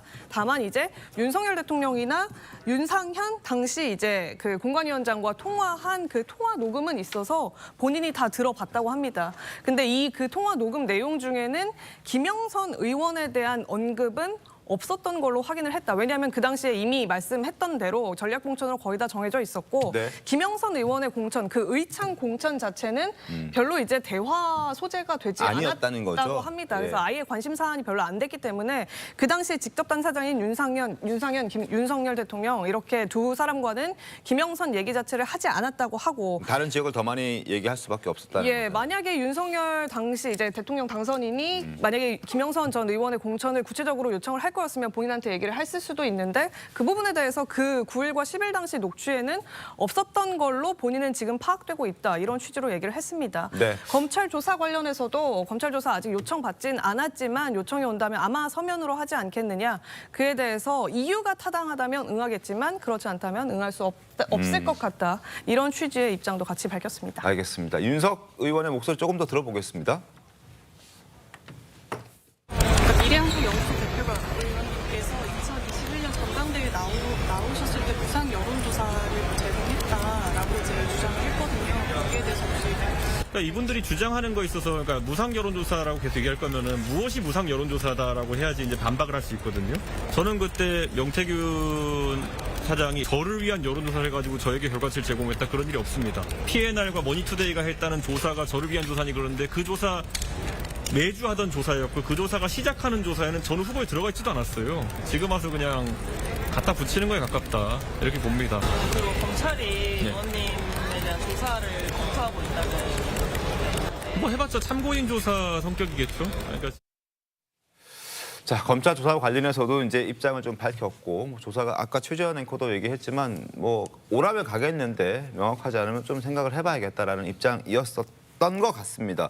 그리고 지금 이준석 의원에 대해서 또 다른 논란이 있었죠. 저희가 어제 TV조선에서 단독 보도해드린 내용도 있긴 한데, 그러니까 공짜로 여론조사를 받았고 거기에 대한 어떤 보답으로 자신의 어떤 강연, 어떤 공연 혹은 또 어떤 그 자리에 어떤 가서 얘기하는 과정에서 발생하는 어떤 출연료 이런 부분들을 명태균 씨 측에게 줬다라는 이런 보도였습니다. 관련해서 관련자들의 목소리를 저희가 좀 들어보고 이야기를 계속 이어가도록 하겠습니다. 이준석이가 부탁을 해서 그 RDD로 네. 당대표 되는데 명태균이가 어떻게 해준 거 다 알잖아요. 여론조사 하고 하는 거 다 공짜로 해주는데. 방법. 자, 관련해서 이제 액수가 굉장히 컸습니다. 그러니까 3천만 원이나 되는 돈이 이준석 대표가 어디에 갔을 때 받았던 출연료였고 그게 명태균 씨 쪽으로 흘려 들어갔다라는 게 이제 어제 저희 보도의 핵심 주제였는데, 이 부분에 대해서 정광재 대변인 어떻게 보셨습니까? 저는 뭐 보도 봤습니다. 그래서 3천만 원이라는 출연료가 그러니까 무상으로 여론조사를 제공받은 것에 대한 대가를 이준석 당시 당대표가 직접 주지 못하니까 그 비용을 이제 P&R 쪽에 줬던 것 아니냐라는 의혹을 제기하셨는데 이것도 역시 뭐 자금 흐름 출처를 봐야겠습니다. 근데 3천만 원이라는 돈이 전 조금 약간 의문은 들었습니다. 이준석 대표가 지역 행사를 가는데 3천만 원이나 되는 그 출연료를 정도에 받고 가는 건 가느냐. 아니다 뭐 이런 얘기인가요? 유명 가수가 뭐 한 3천만 원 정도 받는 걸로 아는데 이준석 대표의 강연을 뭐 초청해서 듣는 대가로 3천만 원이나 줬을까라는 데 대한 의문이 하나 들었고요.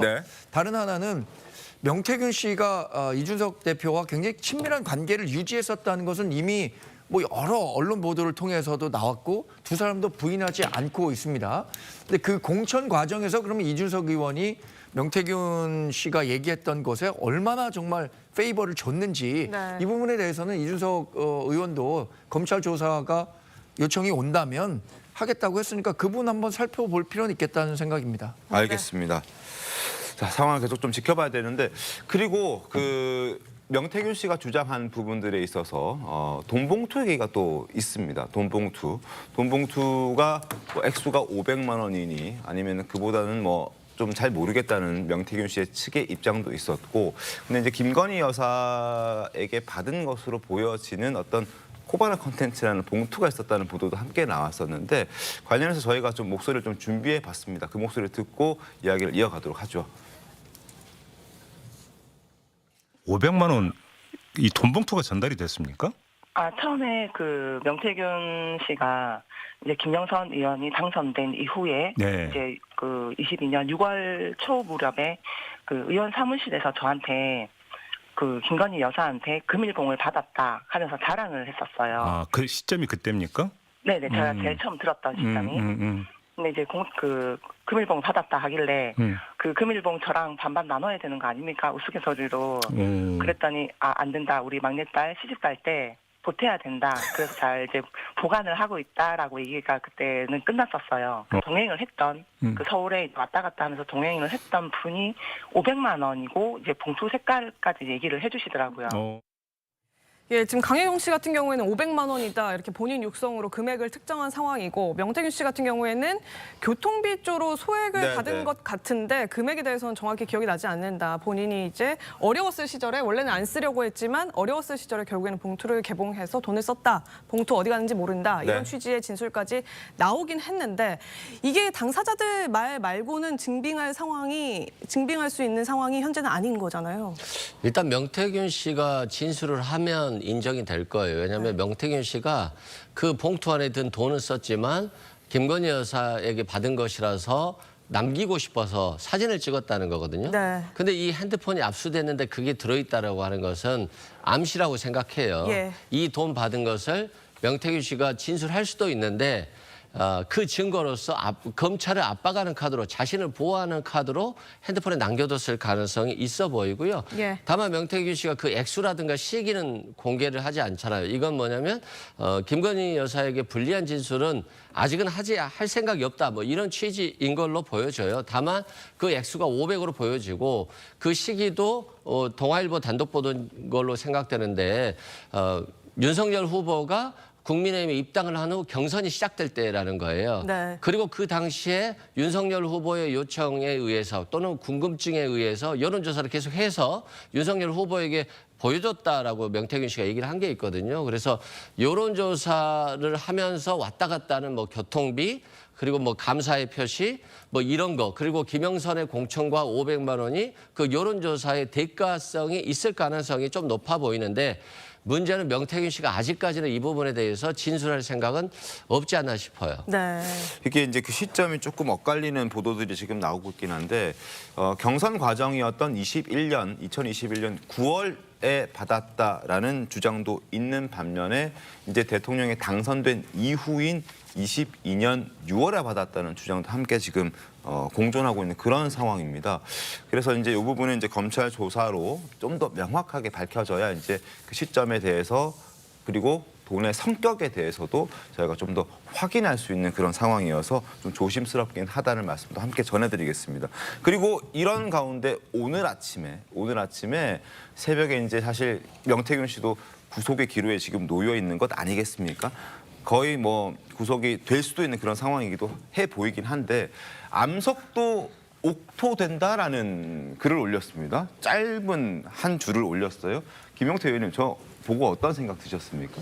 글쎄 저는 무슨 말씀인지 최근에 그 검찰 수사를 받고 와서 이제 언론 탓도 하고 네. 명태균 씨가 이제 방송을 탓하시기도 했었잖아요. 네? 근데 본인에 대한 반성이 좀 필요하지 않나 생각이 들어요. 본인께서 이러한 주목을 받을 때 언론을 상대로 뭐 장난처럼 제가 봤을 때 장난처럼 치는 것 같기도 하고 또 아버지 산소에 뭐 휴대폰을 뭐 불살르겠다고 했지만 또 그것도 아닌 것 네. 같고요. 막 여러 가지 좀 본인의 말에 대한 신뢰성이 오갔던 게 좀 있었기 때문에 그리고 또 이러한 일을 자초하게 된 것도 결국엔 본인에서 시작한 거기 때문에 본인 반성이 먼저이지 않을까 생각이 들고요. 오늘 아마 저는 개인적으로 이제 도주 우려는 없지만 증거인멸에 대한 네. 우려가 있기 때문에 영장이 인용될 가능성이 있지 않을까 개인적인 생각이 있습니다. 네, 이 정황재 대변인님, 이 저 멘트에 대해서 저희 제작진 중에 한 분은 저 암석이라는 단어가 이준석 대표 얘기하는 거 아니냐 이런 얘기하더라고요.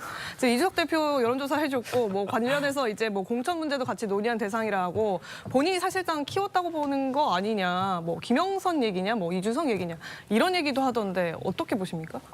명태균 씨가 워낙 좀 선문답식 화법을 좀 하는 것 같아요. 지난번에 그 대선 경선 과정에서 윤석열 캠프를 찾아가서 산토끼와 거북이가 경주를 하면 누가 이기냐라고 하면 구장에 따라 달라진다 그랬다는 거 아닙니까? 산에서 하면 산토끼가 이기고 바다에서 하면 거북이가 이긴다고 했는데 암석도 옥토된다.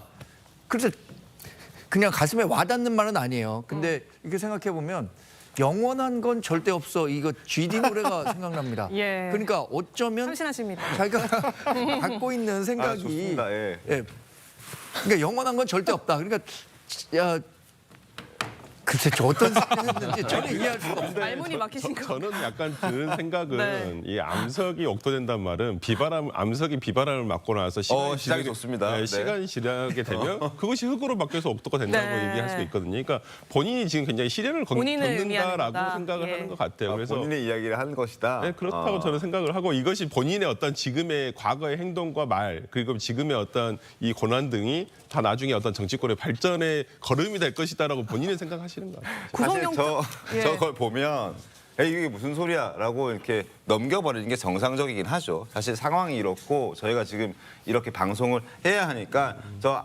7글자를 놓고 이렇게 지금 저희가 머리를 맞대고 있는 거지. 근데 아무리 생각해도 이준석 전 대표와 관련이 있는 죄송합니다. 발언이라고 예. 생각하지 않고 네. 최근에 검찰 조사와 관련해서 또 자신이 지금 검찰에서 구속영장 발부가 거의 그럼 기정사실화되는 분위기 아닙니까? 네.